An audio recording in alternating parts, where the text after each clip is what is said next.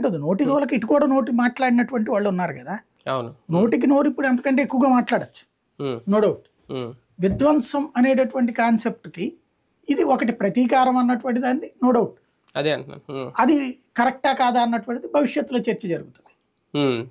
అంటే అప్పుడు tongue slip అవడం ద్వారంపూడి ఇద్దరికే టార్గెట్ అయ్యి మొత్తం వాళ్ళ అనుచరులని ఇప్పుడు ఏర్పడాడు, రేపు ఎల్లుండి అరెస్ట్ అవుతారు ద్వారంపూడి అనే ప్రచారం కూడా జరుగుతుంది.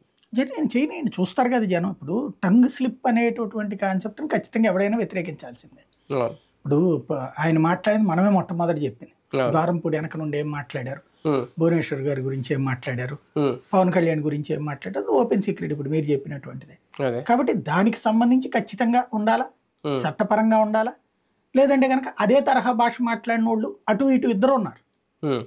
భాషలో ఆ లెక్కనైతే కనుక జగన్ గురించి మాట్లాడినటువంటిదో లేకపోతే భారతీయ గురించి మాట్లాడినటువంటిదో ఇవి ఉన్నాయి కదా బేసిక్గా.